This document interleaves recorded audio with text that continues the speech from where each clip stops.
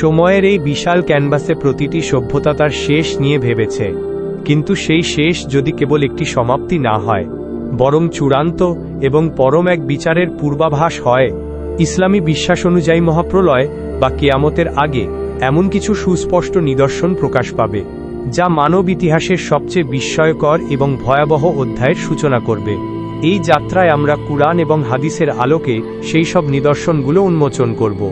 পৃথিবীর চূড়ান্ত অধ্যায়ের সূচনা হবে মানব ইতিহাসের সবচেয়ে বড় পরীক্ষা দিয়ে, এক মহাপ্রতারকের আগমন, যার নাম আল মাসিহ আদ দাজ্জাল। তার আবির্ভাবে পৃথিবীতে চরম ফিতনা ও অরাজকতা সৃষ্টি হবে।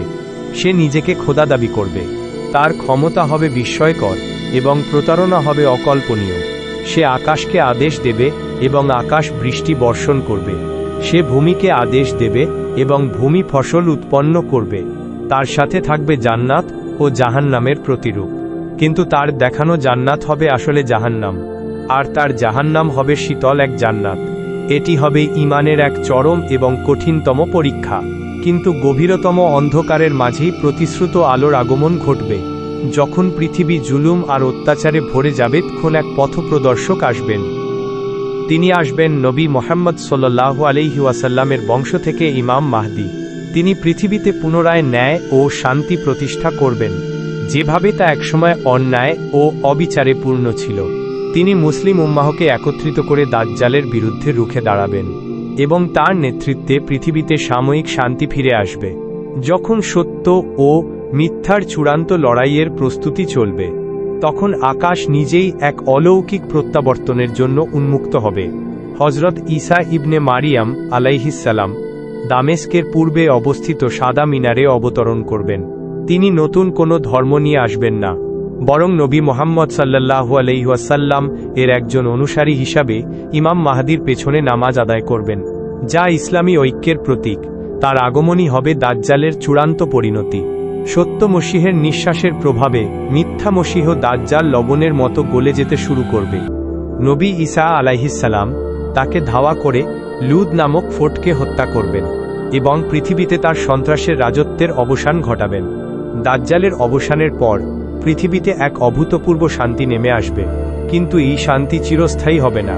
আল্লাহর নির্দেশে হযরত ঈসা আলাইহিসসালামকে ওহী করা হবে, আমি এমন এক সম্প্রদায়ের উদ্ভব ঘটাব যাদের মোকাবেলা করার ক্ষমতা কারো নেই।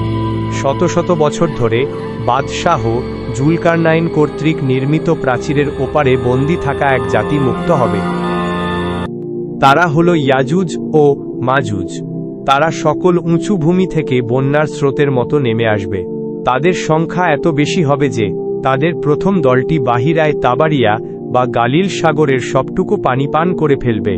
তাদের শেষ দলটি সেখান দিয়ে যাওয়ার সময় বলবে, এখানে কোনো এক সময় পানি ছিল। তাদের অত্যাচারে পৃথিবীতে খাদ্যের তীব্র অভাব দেখা দেবে। আল্লাহর আদেশে নবী ঈসা আলাইহিসসালাম এবং তার সঙ্গীরা তুর পর্বতে আশ্রয় নেবেন এবং এক ভয়াবহ সংকটের মুখোমুখি হবেন। যখন সকল মানবীয় প্রচেষ্টা ব্যর্থ হবে, তখন বিশ্বাসীরা একমাত্র শক্তির দিকে মুখ ফেরাবেন। নবী ঈসা আলাইহিসসালাম ও তার সঙ্গীরা আল্লাহর দরবারে কায়মনোবাক্যে দোয়া করবেন, আর সেই দোয়া কবুল হবে। আল্লাহ ইয়াজুজ ও মাজুজের উপর এক প্রকার রোগ প্রেরণ করবেন, যার ফলে তারা সবাই এক মুহূর্তে ধ্বংস হয়ে যাবে। এরপর পৃথিবী তাদের মৃতদেহের দুর্গন্ধে ভরে যাবে। পুনরায় দোয়ার পর আল্লাহ বিশাল পাখি পাঠাবেন, যারা মৃতদেহগুলো বহন করে নিয়ে যাবে। অতঃপর এক মুষলধারার বৃষ্টি পৃথিবীকে আয়নার মতো স্বচ্ছ করে ধুয়ে দেবে। কিন্তু এই শান্তিও একসময় শেষ হবে। হযরত ঈসা আলাইহিসসালামের ইন্তেকালের পর পৃথিবীতে ধীরে ধীরে ধার্মিকতা কমে যাবে, আর তখন কিয়ামতের চূড়ান্ত ও সুস্পষ্ট নিদর্শনগুলো একের পর এক দ্রুত প্রকাশ পেতে থাকবে। এক রহস্যময় ধোঁয়া 40 দিন পৃথিবীকে ঢেকে রাখবে, যা মুমিনদের জন্য হালকা সর্দি এবং কাফিরদের জন্য মারাত্মক কষ্টের কারণ হবে। তওবার দরজা বন্ধ করে দিয়ে সূর্য পশ্চিম দিক থেকে উদিত হবে।